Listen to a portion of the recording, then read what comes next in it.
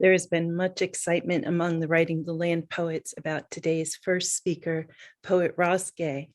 He teaches at Indiana University and is the author of 4 books of poetry, winner of the National Book Critics Circles Award and Kingsley Tufts Poetry Award. Ross joins us to read essays from the Book of Delights and poems from his catalog of Unabashed Gratitude. Welcome to Authors and Artists Festival, Ross Gay. Hello, thank you so much. Thanks for having me. I'm glad to be here. Yeah, it's just good to be here on a Sunday morning too. I'm in Indiana and it's Sunday morning here too. And it's good to see my friend David too, who it's like a decade or something that we've known each other by now. It's a long time. So it feels like a gift to get to see your face this morning. So I'm going to read a handful of these delights and a handful of these poems. I think a little bit intermittent, and but I'll go back and forth. And at some point, it's possible. I just am finishing this book called "Inciting Joy," and it's possible that I might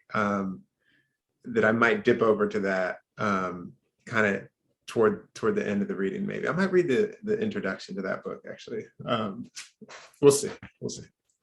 But let me start with a delight here. This is called Transplanting.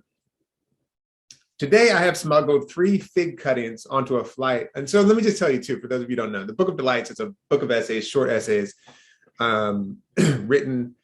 Basically, one day I was like having I was in a moment of delight, and I thought, oh, I should write a little essay about this. And then immediately it was thought for me, do it every day for a year and see what happens. Write about something that delights you every day for a year and see what happens. Like that, it came. It came so clearly, which is why I feel like that wasn't me. That was something else.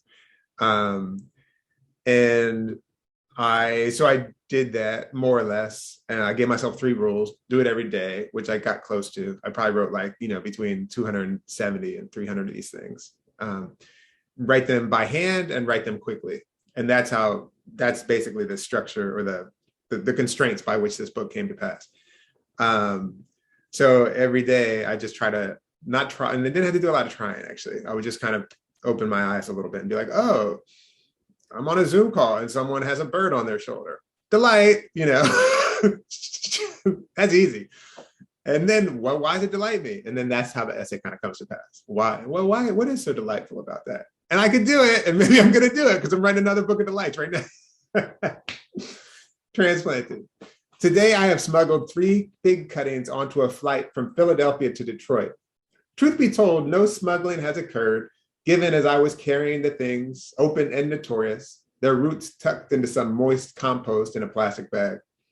But smuggling makes it sound more thrilling than what it appears, carrying a few sticks in a bag, and therefore more like what it is, carrying living creatures for replanting about 700 miles away.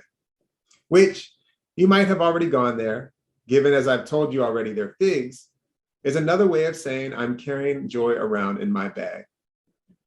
Actually, right now it's in the overhead compartment in that plastic bag, probably a little funky with my dirty clothes. This is one of those delights that keeps piling up, as the fig tree I took these cuttings from in Stephanie's mother's backyard in Frenchtown, New Jersey, was itself made of a cutting from a grove of figs farther down the Delaware in Langhorne, Pennsylvania, where my friend Jay's family lived and where his father grew a wonderful garden, including bitter melon, Asian pears, peaches, ong choy, and yes, these figs. When I first asked if I could transplant some of Mr. Lau's figs, he was moving and I was heartbroken that garden would no longer be a sanctuary for me. He said yes, if he even said that, walked me out to the grove of figs beneath his massive chestnut tree, grabbed a pickaxe and started hacking. I was kind of terrified, green thumb that I was. 2 ancillary delights. Mr. Lau, old school, OG, actually got a turtle, drilled a hole in its shell, tied a string to a nut about the hole size, which he then dropped into that hole, tying the other end of the string to a stick in the middle of his lettuces so that he could have a steady, if coerced, slug patrol. That's not the delight. The delight is that his son, my pal Jay, under cover of night, dislodged the nut from the shell, carried the critter on his bike, one-handed, no helmet, to a nearby tributary of Neshaminy Creek, the thing's River Jordan. Ancillary delight two, with the twinge of irony. When people say they have a black thumb, meaning they can't grow anything, and I say, yeah, me too, then talk about the abundant garden these black thumbs are growing. Then we stuck the cuttings in a bucket full of water, and he did in fact tell me not to let them dry out. Yesterday, when I dug up a few of Stephanie's mother's figs, I used a shovel and hacked at the roots like Mr. Lau, though I was sending soothing mind beams to the tree as I did so. After I got a few well-rooted cuttings, I took them to the bucket near the hose, filled it up, dropped them in, showered, and dressed for the funeral of a beloved 20-year-old kid named Rachel who fell to her death a few nights ago. While Stephanie was telling me over the phone about Rachel's death, she said 2 butterflies alighted on the butterfly bush we had just planted. When we were standing in the back corner of the funeral home during the eulogies, I moved there because I'm tall, and I called Stephanie over so we could listen together. Stephanie caught sight of a silver gleam on the gray carpet. When the eulogy was over, she picked it up, a single elephant earring. Elephants were Rachel's favorite animal. She adored them. When we got home, after the pizza and guacamole, my guacamole, a delight, another delight, here's the recipe. Avocado, salt, onion, and garlic, really, that's all. I grabbed the bucket, trimmed the cuttings into sticks, potted them in the plastic bag, and set them on the counter, where they sat like promises, little converters, little dreamers of coming back into bloom, and how we might carry that with us wherever we go.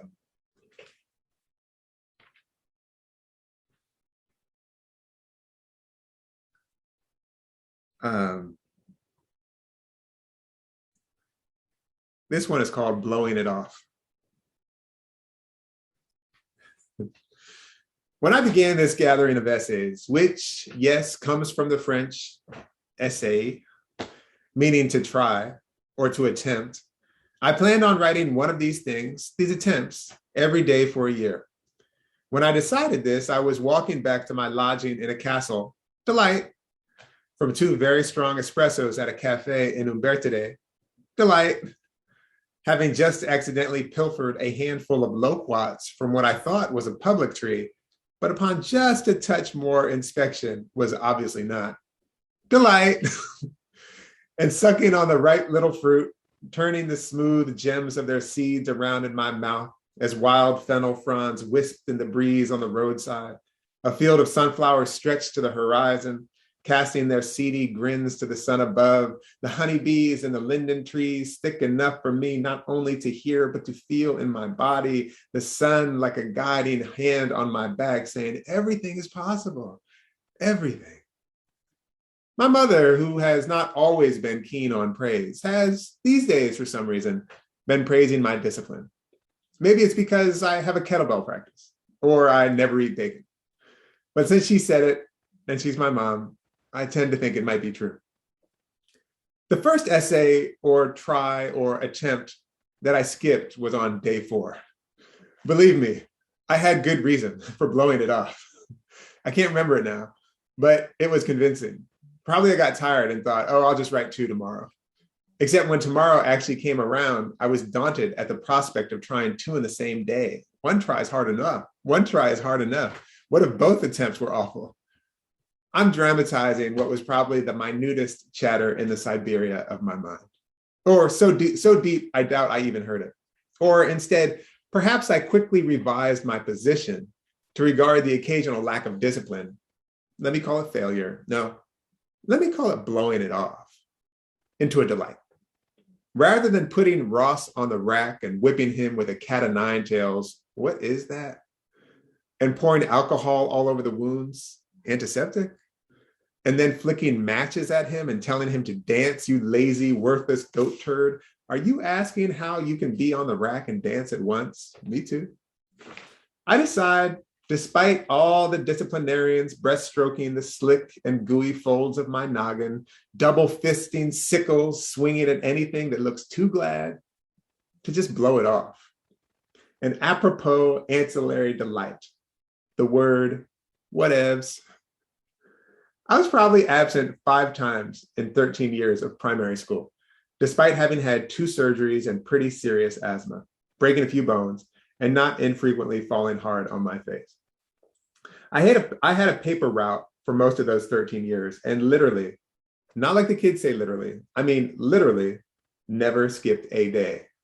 Even after the night when I was about an hour away with a new lover, curled into a ball, fingering each other after gallivanting barefoot in a thunderstorm.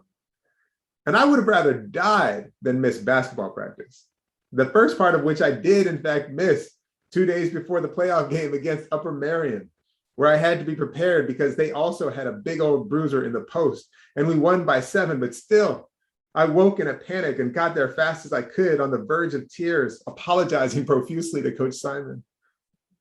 And about a week before my old man was diagnosed with liver cancer, I was hanging around the house when he was getting ready to head out to his job at Applebee's. I said, "Oh man, blow it off. Let's go watch Hellboy." He looked at me wistfully while tucking in his shirt and sliding his belt through his loops. You have no idea how bad I wish I could. That was the first time he'd ever told me so. I was 29. And so in honor and love, I delight in blowing it off.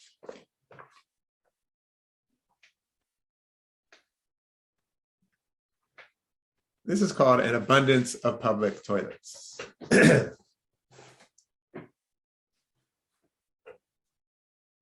I don't mean this delight to diminish the dignity-violating absence of public toilets, public bathrooms in New York City, which is a failure and a carelessness. A ruthlessness, in fact, that reminds me somehow that ours is a country where property is more valued than people are.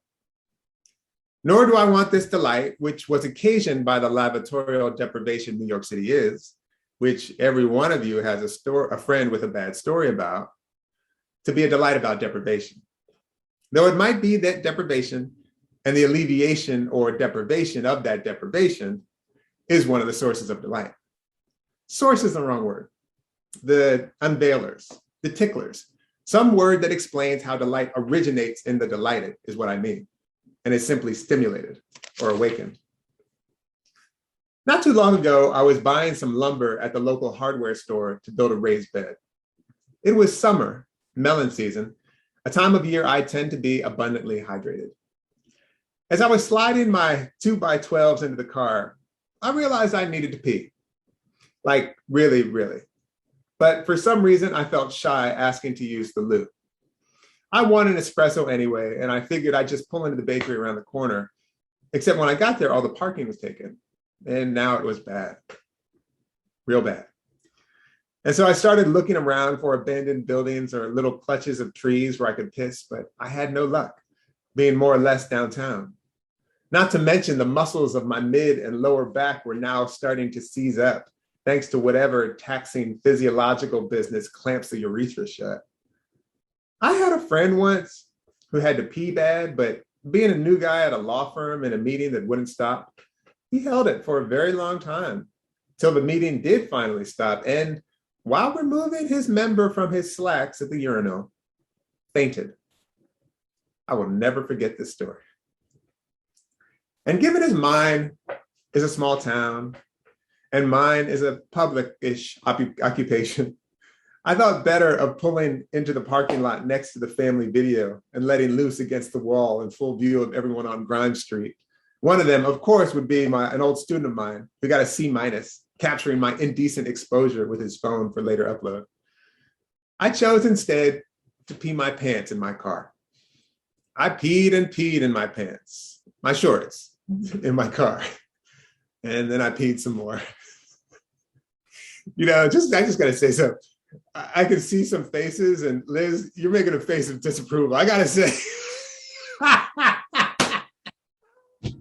your bird's not. The word chose there made the not exactly accident seem more volitional than it actually was.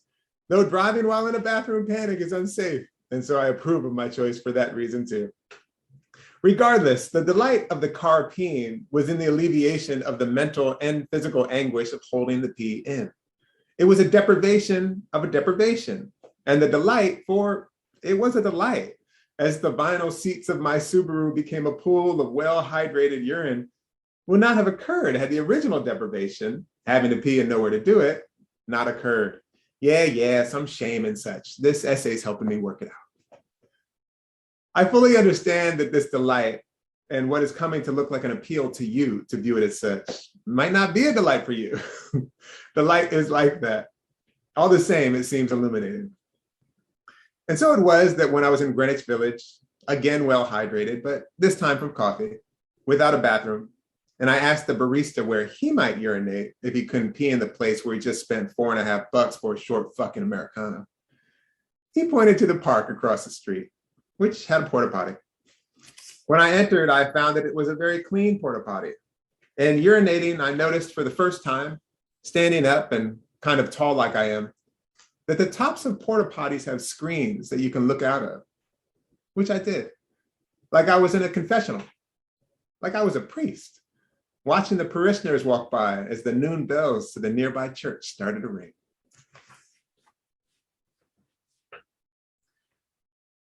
Okay, and I'll do a poem.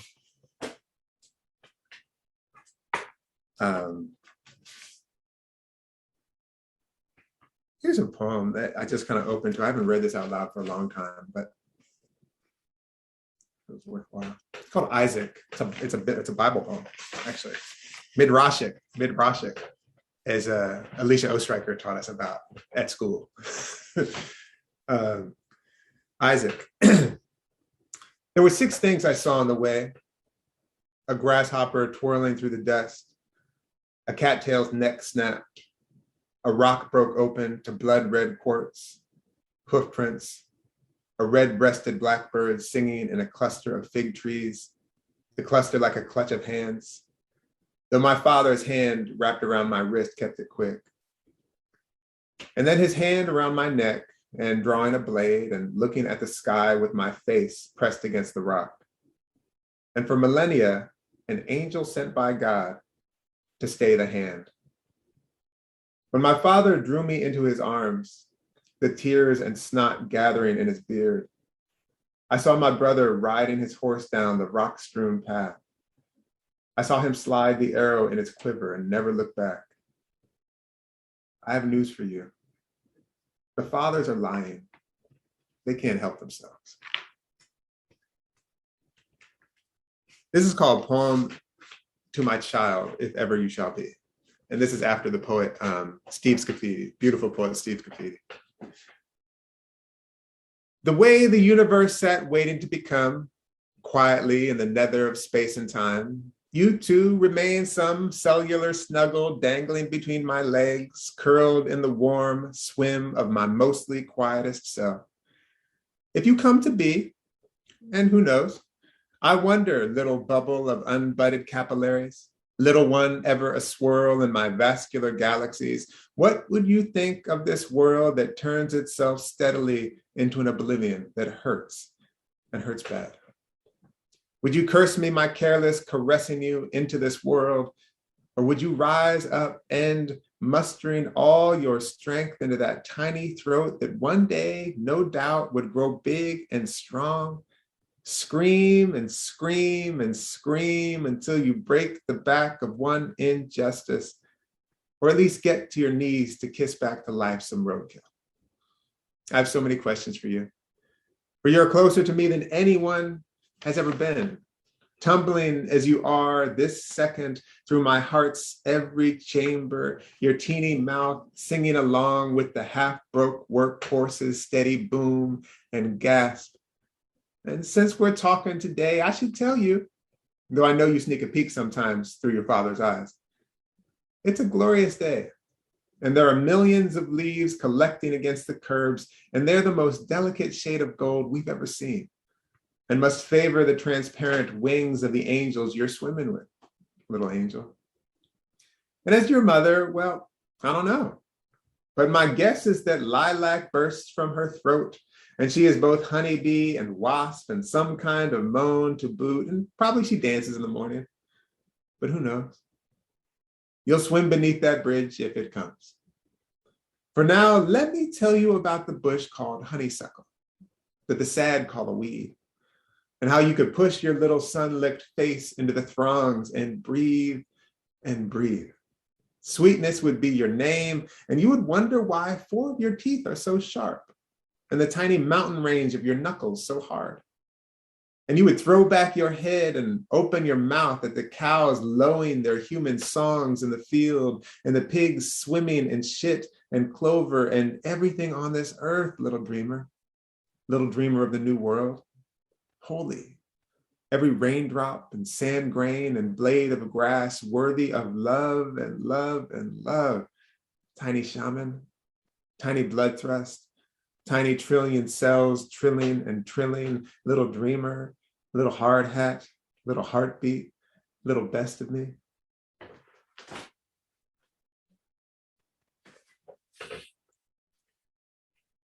I'm going to do this one here. Oh, here's a sweet one. This is called Tomato on Board. What you don't know until you carry a tomato seedling through the airport and onto a plane is that, so I just want to say something real quick. The way that I organize my readings is that I pick up my book and I start going, no, let me do this. But today, because there's a kind of theme about writing the earth and stuff, I was kind of in my head, I'm like, okay, and then I'm like, I kind of almost all the time, I'm kind of mentioning, I don't really get out of a poem or an essay without talking about the trees or the birds or the something. So anyway, that's just like a little insider information that I'm unprepared and prepared all the same. Crazy. Tomato on board. Well, you don't know until you carry a tomato seedling through the airport and onto a plane is that carrying a tomato seedling through the airport and onto a plane will make people smile at you almost like you're carrying a baby, a quiet baby. I didn't know this until today, carrying my little tomato about 3 or 4 inches high in its little 4-inch plastic starter pot, which my friend Michael gave to me, smirking about how I was going to get it home. Something about this at first felt naughty, not comparing a tomato to a baby, but carrying the tomato onto a plane. And so I slid the thing into my bag while going through security, which made them pull the bag for inspection. When the security guy saw it was a tomato, he smiled and said, I don't know how to check that. Have a good day.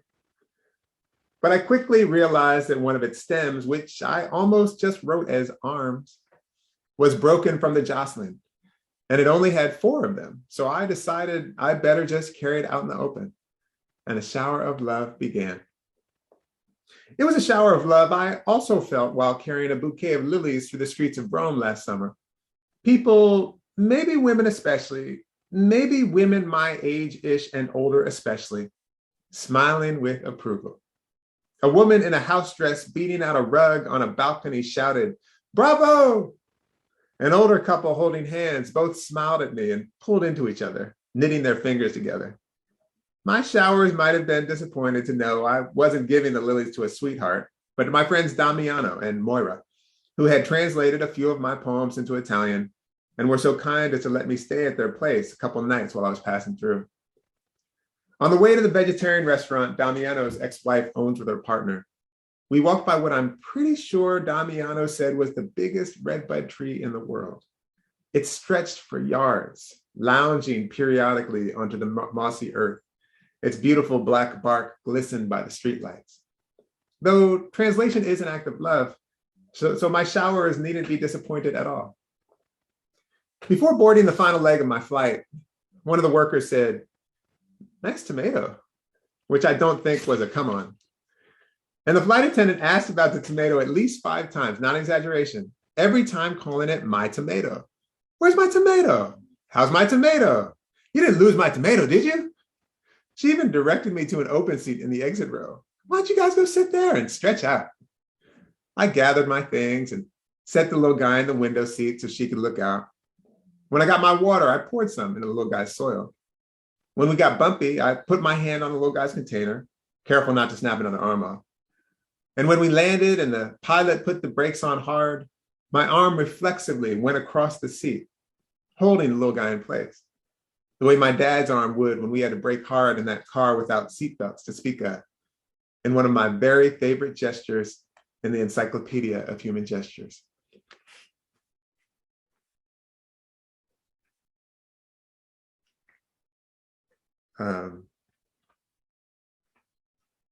Here's this one. So this is ridiculous. Let me just preface it. I know it's ridiculous at the start, and so this is like, by now this is number 89 out of 102 essays. So just so you know, by now, like, I'm already like firmly, I'm like, I think I'm making fun of myself a little bit for like, okay, like, oh, I can find delight in anything. Check it out. That's a little bit of the ridiculous proposition that I'm sort of making fun of, just so you know. It's called Scat. Cleaning out the shed today, what remains of my shed, roofless with half of the framing rotted out, I noticed 2 fingers of black shit bejeweled throughout with mulberry seeds. I was so delighted at the turds, delighted at what I figured was one of the neighborhood deer hunkering down in my not quite shed beneath the starry night to gobble mulberries dropped from the tree above, that I snagged a thick leaf from the pokeweed plant growing in my not quite shed and scooped the less coiled of the nuggets for further inspection, for further delighting upon. I was going to write a delight about the turd, I'm saying, with some kind of moral, I'm sure, about finding delight even in duty. The first clue that I'm a novice naturalist, some of you are already noting it, is that deer scat is not loggish or fingerish. It is pelletish. Once I remembered that, walking toward the tomato beds I was weeding, I tossed the turd to the ground, nervous it might be raccoon shit. I was trying to remember if raccoons were among the more avid transporters of rabies. And if that, when I was reading this one time, someone in a chat, I presume someone wrote, yes. Like, thanks. I was trying to remember if raccoons were among the more avid transporters of rabies, and if that might fester in dookie. And if so, if it might permeate my skin, and if so, if it might leave me writhing and foaming at the mouth beneath the blueberries, so different from the romantic way I sometimes imagine keeling over in my garden. Looking at the late day light, gleaming in the seeds and the shit, my tiny reflection winking in every one of them, I remembered Galway Connell's poem, The Bear, in which the speaker, tracking a bear he's tricked into eating a blade whittled of a wolf's rib, eats some of its bloody scat. He calls it a turd. It is a bafflement that people, myself included, did not immediately consider the poem goofy, or at least scatological. It somehow managed to elevate itself into the mythic, the profound. You can imagine the 20-something-year-old boys in a poetry circle jerk reading that poem, none of them cracking the least smile, so immersed in the presence of transcendent knowledge were they. My friend Dave lifted the veil from me, showed me the poem was serious and goofy, which doesn't in the least diminish my love for many of Connell's poems, a couple of which I've kind of plagiarized. Anyhow, I think that one about my child actually is a little bit of a ripoff of Connell poem. Steve's graffiti for sure, but I think that little sleep's head poem. Some of his poems I've kind of plagiarized. Anyhow, it often delights me when a grave thing is revealed to be also kind of silly. The first time I saw The Exorcist, I was 9 years old. My mom, flipping through the TV guide, saw that it was coming on HBO, and she wanted to see it because my dad, a very reasonable man, asked her to hold off when it first came out. She was pregnant with my brother, and people watching the movie were having miscarriages and heart attacks in the theater, both of which used to be evidence of a good movie. In 20 minutes or so, when little Linda Blair disrupts the socialite party by peeing on the rug in her white nightgown, I was very frightened, and I asked my mother if we might watch Falcon Crest instead. It's a rerun, she said. Just go to bed if you don't want to watch it. Dear reader, I'm here going to leap a boundary I shouldn't, like some of your childless ex-friends before me, to tell you how to raise your children. My brother's and my bedroom was maybe 20 feet from this television. It was maybe 3 or 4 seconds by foot away, but my imagination was vast, by which I mean to tell you not to watch The Exorcist with your children, or The Shining, or Rosemary's fucking Baby. Damn right, I was already too scared to do anything by myself. And when little Linda Blair was stabbing herself with a crucifix and vomiting in the faces of priests, I was doomed. I sat on the couch pretending to read the Bucks County Courier-Times as I heard the girl about my age panting and growling. I peeked beneath the business section to see little Linda Blair write from inside of her Lucifer-ravaged tummy, H-E-L-P. Of course, my dad, the one person in the world who could for sure beat up evil, was down at Roy Rogers on Cotman, slinging burgers. When I did finally go to bed, I sobbed, certain I too would be possessed by Satan, which my brother didn't go the extra mile to discourage me from thinking. Me, Matt, am I going to be possessed? Matt, I don't know. Me, am I possessed? Matt, pulling the covers over his head. I don't know, maybe. For the record, my mother now knows this was an instance of heroically poor parenting, in part because I rub her face in it often. She puts her forehead in her hand and shakes her head while I bask in her shame. When I mustered up the courage to see The Exorcist again, the Redux, I was about 26. I went with my friend Joanna to the theater between 18th and 19th on Chestnut in Philadelphia. When Linda Blair peed on the rug this time, someone said to the screen, "Oh no, she didn't." And when her head spun around, someone yelled, "That girl is tripping." At which point I realized this movie, which had occupied for years a grave space in my imagination, was actually silly. I was freed from the grave. Or rather, I was offered another version of the grave, laughter in its midst. So let me see if I can try to read this little intro real quick. Let's see.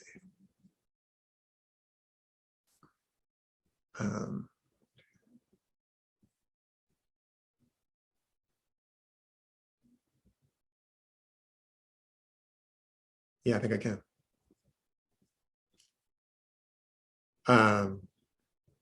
I've had the good fortune in the past several years, since shortly after the publication.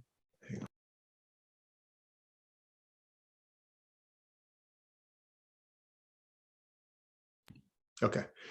I've had the good fortune in the past several years, since shortly after the publication of my third book of poems, Catalog of Unabashed Gratitude, and probably again with my book of essays, The Book of Delights, to have numerous and sustained conversations about joy.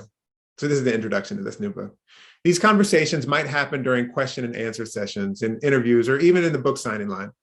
I'll never forget a woman at a reading in a public library in April of 2016 in Claremont, California, one of those weird, beautifully ugly 60s California buildings. And as she asked me to inscribe catalog, she was crying just a little bit, not very able to talk. I suspect she was in her late 60s or early 70s. And she said quietly, wiping her face, "I didn't know you could write about joy." Or another time, this from an undergrad at a reading I was giving, who about midway through a Q&A said something along the lines of, "I've always been told that you can't write about joy because it's not serious." And a professor at another school asking, as much for the benefit of his students as it was a challenge, though that might be giving him the benefit of the doubt, which I'm practicing doing more of. When all of this is going on, he held his hands up to imply war, famine, people all over the world in cages or concentration camps, some of them children, disease, sorrow immense and imperturbable, it only getting worse and worse and worse. Dude had big hands. Why would you write about joy? The implication, of course, is that joy does not have anything to do with everything in that guy's big hands, or even that joy is the opposite of what's in there, which I guess is a reasonable notion, given how joy is often imagined to be the result of organizing our closets and bookshelves, or getting the new Tesla, or winning the big game, or acing the test, or getting a promotion, or getting our dishes sparkling clean. Given that joy is often imagined as the result of some accomplishment or acquisition, something nice you get out there and do, something nice you go get yourself. Joy, the thinking goes, is that room at the top of a flight of stairs, which, upon entering, washes you with clean air and glad music and comfy furniture and gentle warmth emanating from the white pine floors, suffused with light pouring in from the enormous windows, with a sweet window seat where you can read a happy book. The joy room, the thinking goes, is snug with every good and nice and cozy thing. Oh, too, this is very important. The sanctuary of joy has a very strong lock.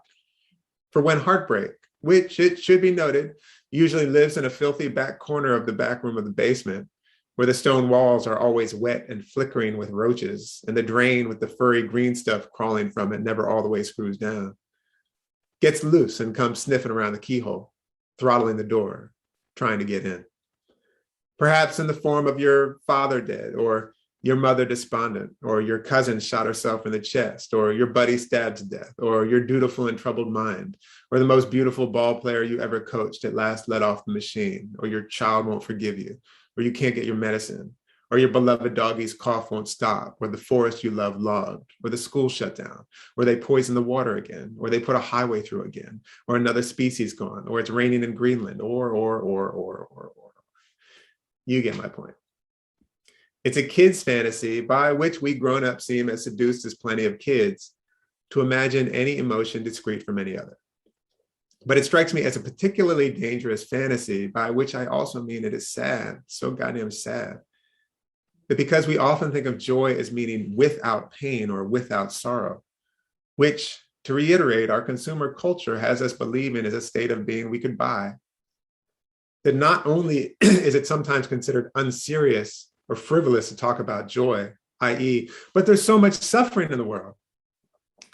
It also supposes that someone might be able to live without, or maybe a more accurate phrase is free of, heartbreak or sorrow, which I'm pretty sure you only get to do if you have no relationships, love nothing, are a sociopath, and maybe, if you're enlightened. I don't know about you, but I check none of those boxes. But what happens if joy is not separate from pain? What if joy and pain are fundamentally tangled up with one another? Or even more to the point, what if joy is not only entangled with pain or suffering or sorrow, but what if it is what emerges from how we care for each other through those things?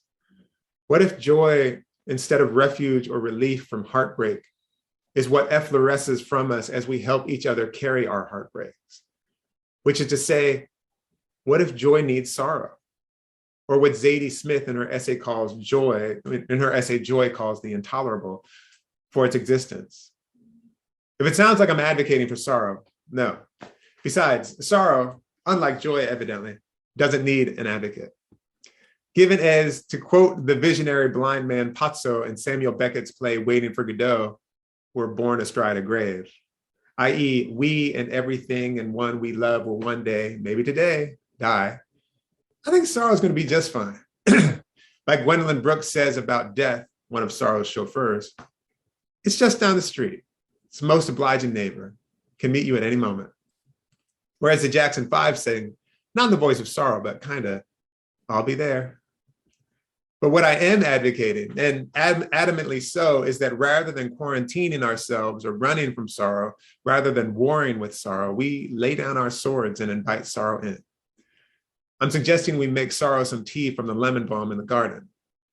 We let sorrow wash up and take some of our clothes. We give sorrow our dad's slippers that we've hung on to for 15 years for just this occasion. And we drape our murdered buddy's scarf, still smelling of Nag Champa, over sorrow's shoulders to warm him up some. We wedge some wood in the fire. As we're refilling their tea, we notice sorrow is drinking from a mug given to us by someone we've hurt. We ask sorrow about themselves and we scooch closer to hear. We eventually decide to invite a small group of friends over for a potluck because we want sorrow to meet our friends. Sorrow says, maybe more than just your closest friends. So we add to the list a couple acquaintances from work or maybe from the supermarket. We put our mechanic on the list, our chiropractor, and the neighbors we wave at, but not much more than that. And when sorrow asks, what about that guy of someone you really don't like? After thinking, how sorrow know that? You say, I hate that dude. Sorrow says, better invite him too. Damn, okay, you say. Looking over your shoulder as you're growing the invite list, sorrow nudges you in the arm and says, maybe just invite anyone with some sorrow to bring along. Couldn't be too many people. Besides, sorrow says, looking around at your little house, this is a good sized place. So we open it up, bring a dish and bring your sorrows. We prepare a few staples with which sorrow helps. A keen eye sorrow has for the tenderest leaves of dandelion and the volunteer mustards frilling the edge of the compost pile. Easy, too, your sorrow with kneading and shaping up the sourdough. Your sorrow even roots around in the antique cabinet you never look in anymore for how bad it hurts, and pulls out your mother's handmade placemats, quilted and embroidered with everyone's initials. Let's use these, sorrow says, clapping them together to get the dust out. And when guests start showing up, just as your sorrow is pulling the loaves of bread from the oven and you're dressing the salad, at first it's just a few people nodding and smiling shyly when you wave them in. There's a place, yeah. And then a few more ring the doorbell, and then they start coming in twos and threes and squads and families. So you just keep the door open, front and back, because they're coming in droves, walking up the hill toward the house on the north and coming through the woods from the south. And the house is already too full, way too full, you think. But everyone squishes in, and it somehow never quite fills up. Everyone bringing their dish and their sorrows. Some of them obviously old pros at the potluck, looking for a place to put their dish. These ones even bring their own plate and utensils, with an index card with the ingredients, if it has nuts or gluten or dairy. And some guests with a box of cookies or a bag of chips or a 2-liter they got at Kroger on the way over. And some, of course, forget the goodies, but at this potluck, no one forgets their sorrows, which they introduce to each other. You can just barely hear it over how loud it is. I'd like you to meet my sorrow, we holler to each other, dipping the flatbread into the hummus, or eating the kimchi with our fingers because the forks are long gone. Good to meet you, we shout, smiling and nodding at the sorrow, who also smiles and nods and half shrugs and raises their eyebrows. This is mine, we yell, pulling the spoon from the doll we're eating to point to our sorrow, who takes a bite of the lentils and laughs. Well done, sorrow. Everyone jostles the sorrow, and he leans up against who he came with. And around those oatmeal raisin chocolate chip cookies gathers a gaggle of guests and their sorrows, giggling and pretending to fight over the last cookie before one of the sorrows breaks it into 10 pieces and they all take their bite from sorrow's hand, moaning like a choir. It goes on like this, getting louder and more raucous and ramshackle. This potluck of sorrows.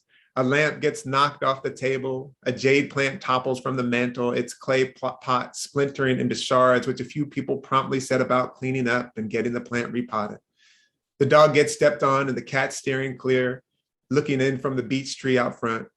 It's not long before someone breaks out the cards in the kitchen, and a few other people rummage the fridge and pantry, wanting to try to make those oatmeal cookies. A few people in their sorrows run out to the garden to grab some cabbages and carrots and give an impromptu sauerkraut workshop. There were some kids playing wall ball in the kitchen, marking up the plaster, when two of them stumbled into each other, knocked heads, and they started shoving, then throwing punches. An old woman in her sorrow jumped up between them and shouted out, "Where the hell are your sorrows?" The kids pointed with their chins over to the tarot table, and the old woman marched over there, grabbed their sorrows by the elbows and shoved them toward the kids. And they seemed to work it out. There was a crew with their sorrows by the stove watching the chai and singing Jodeci's cover of Stevie Wonder's Lately in perfect four-part harmony, which the dog joined in on. I think I heard it right that a squad with their sorrows standing outside the bathroom was going to make a scooter gang, and a flock of folks with their sorrows, a coven. A newfangled poultice posse was macerating plantain and comfrey from out back with the mortar and pestle. Some elders and youngers were sitting in a circle crafting kites out of the obituary pages of the newspaper with their sorrows. And another group was sitting in a circle in front of the fire, which stayed stocked and burning. And they were doing that levitation trick where everyone puts a finger or two under the person. You remember that? Me and my sorrow elbowed each other and were like, yo, check this out. And no way, because dude wasn't small. Like really not small. And neither was his sorrow, sitting cross-legged on dude's chest. And don't you know, they lifted him and his sorrow like they were just about nothing. And dude's face, which looked kind of somber at first with his eyes closed, just slid into a big surprised smile. And his eyes popped wide open. And after he gasped, he actually cackled up there. I mean, he cackled so hard he cried. Then they kind of dropped him and caught him, and they were all laughing and crying. And the feds skipped the record back to the beginning of Sly Stone's family affair, and the dancing, which had been intermittent, it just blasted off. All of us in our sorrows, sweaty, stomping and shaking, tearing it up. The pictures falling off the walls, the books from the shelves, some logs ablaze, even spilling from the oven, riotous, this care, this carrying, this incitement, this joy. I'll stop there. Thank you.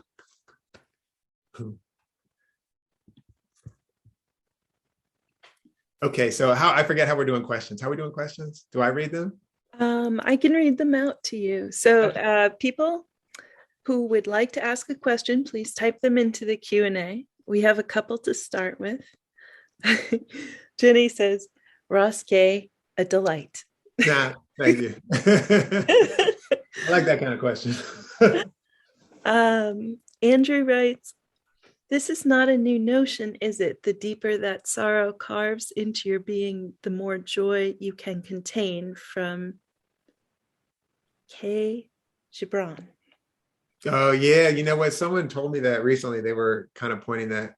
But and other people who I just feel like I've learned, and I've kind of like over the years been sort of trying to understand and retrieve and be curious about my mind, like Pema Chodron, and her teacher, Chogyam Trungpa Rinpoche, and Thich Nhat Hanh,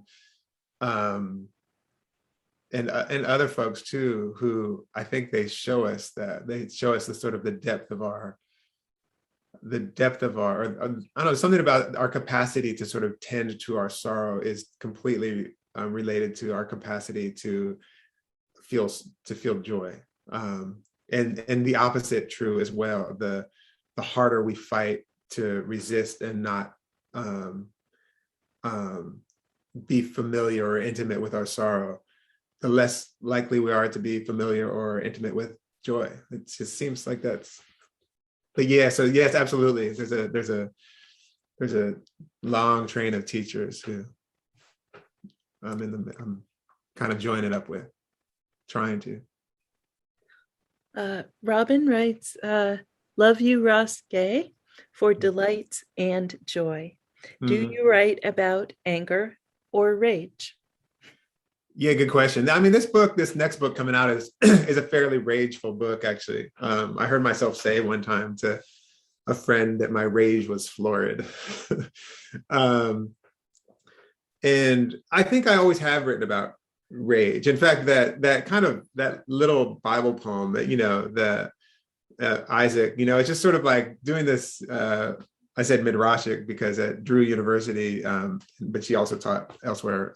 The poet and kind of Bible scholar Alicia Ostriker, is an amazing poet if you don't know her work. She also does a lot of like midrash, or like writes about texts sort of off of the Bible, and that text, that little poem of mine, is like trying to tell the story about Isaac and Ishmael who gets cast out.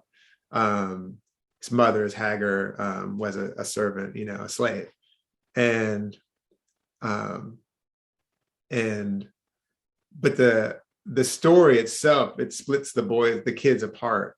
And in the story, in the poem that I'm telling, is that no, it wasn't God that saved Isaac's life. It was his brother who was going to kill the father if the father was going to kill the son, his brother. That's a kind of condemnation of the father. When I say the father, I mean the hierarchy, and I mean the power, and I mean all of that. Who would do that? And that's sort of it's always been in my work, and even in the Most Delightful Delight, the one about peeing my pants, that poem starts with a very serious assertion, which is that I think that property is more valued than people are. I think there's tremendous evidence that property is more valued than people are in our country, across the board. It wouldn't be hard for someone to sort of just note that. So, I've thought that sometimes that Delight book, it's like, there might be 5, there might be 10 out of 100, where it'd be kind of hard to be like, oh, okay, this is what the rate, which is to say like 90% of them, it feels like I can just point immediately, here's the rage, or here's the sorrow, here's the heartbreak, and to me, they actually wouldn't be interesting at all, actually, if they didn't hold both things at the same time. There's a word for the things that don't actually engage the sort of material reality of our lives, by which I just mean that we're dying, and maybe it's, there's many words, but, Hallmark is kind of one of those words, but the word sentimental sometimes is used for that, and which is different than sentiment. True sentiment is feeling, but sentimental, I think, is a sort of, an immature relationship to what actually happens, and imagines, again, like sort of what I'm sort of talking about in that introduction, that any emotion could be discrete from any other. So even if you're like having a great time dancing, like in some way, it's actually the fact of the matter is that those bodies are those bodies in time and space right there. And it might be the last time. It's always possibly the last time, which is why it's florid, which is why it's beautiful. It's always possibly the last time. Yeah, that's what thank you for that question. It's a good question. There's a lot of questions here. The next one is, how do you find delight in undelightful people? I mean, that's a great question. I was going to say, I don't know if I do, but then, there's so much undelightful about me. It's actually, I find I'm like, I'm actually writing another book of delights. It's been 5 years since the last one came out. So I'm sort of like trying to consider, just sort of, I like the idea actually in the tradition of like poets who write books for like their whole lives. Like Anne Waldman is someone who I think of being like that, or Nathaniel Mackey, or some of these writers who just, in a way, they're kind of just writing this whole thing. And I kind of like, oh, it'd be neat to write delights every 5 years or something like that, just until I'm not writing anymore. Dead is the word. And I have been finding myself, not infrequently getting a kick out of like the shit that I do that to me is just like what I do, but the other people would be like, man, that is profoundly undelightful. That's profoundly undelightful. Like, I just took all my clothes, out of the dryer, and they were just on the bed, and I didn't have time to fold them. And then it was time to go to bed, and I took my clothes and I threw them on the floor. And then, my partner is just like, oh, whatever. There's plenty of people who would be like, that's really undelightful, or like, I wash my colors of my whites together. My mom does not approve of that. It's deeply undelightful, and on and on and on and on. So given that I understand myself to be, in the perception of other people, most likely undelightful about some things, I try to sort of take that approach and to be like, well, I hear myself saying this thing sometimes. And the thing is something like, yeah, this thing that I do it's really annoying. But when I'm dead, it might be the kind of thing you're like, oh, remember when he did that thing? And so actually I do to some extent try to imagine people in that way, like that we are, our time here is limited. And does that bring a kind of softness or curiosity maybe, just to people who do things that I might consider undelightful, which also, if I also understand fully that I do things that are not right, they are just things. And to some people, those things would be considered undelightful. Then I can kind of understand like, oh, okay, this is whole delightful, undelightful thing is a little bit ridiculous, Which isn't at all to say that like I'm not delighted all the time, because I am, because like I said, I have preferences. I'm not like someone who doesn't have preferences. I have preferences. There are so many great questions here, and we only have 5 more minutes. So I guess I'll just kind of go in order to be fair. The next question is from poet Catherine Journet. How did joy first come to you? I don't know, I felt like this catalog of Unabashed Gratitude book was a kind of, in my head, for some reason, it occurred to me that this was like where it happened. Because that's my third book. And kind of in my head, I thought at first I was going to write, there's a bunch of odes in there: ode to sleeping with my clothes on, ode to to the fig tree on 9th and Christian, ode to the mulberry tree, all this stuff. And at one point it was going to be called Mundane Odes, or Ode to the Mundane World, and sort of like a riff on Neruda's odes, which these poems are very much sort of in that tradition. They're indebted to Neruda's odes, even how they look and their subjects. But so anyway, I kind of thought, oh, maybe this is where the kind of joy question really pops up hard. But I think it's not true, because in a way I feel like the title of the poem, of the title of the book, maybe points that way, folks that way. But then I look at all my other books, and it feels like they're very much asking the same questions. I feel like the way that they get articulated changes over the time. But the last poem in my first book, which isn't the last poem that I wrote for that book, but the last poem in that book, is called Thank You. It's just a small poem called Thank You, And then in the second book, there are all of these, it's sort of praise is one of my modes. And I think praise is a way of sort of expressing a kind of interconnectedness and indebtedness that to me is what joy is evidence of, or the residue of. And so I don't know how or where I first, where it comes from with me, except to say that I've been in the midst of, I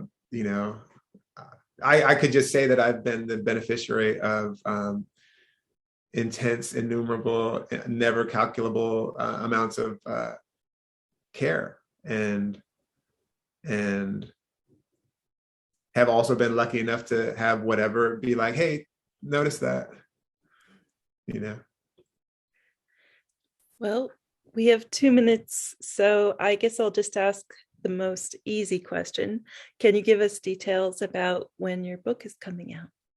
Yeah, I think it's like October 24th, I think.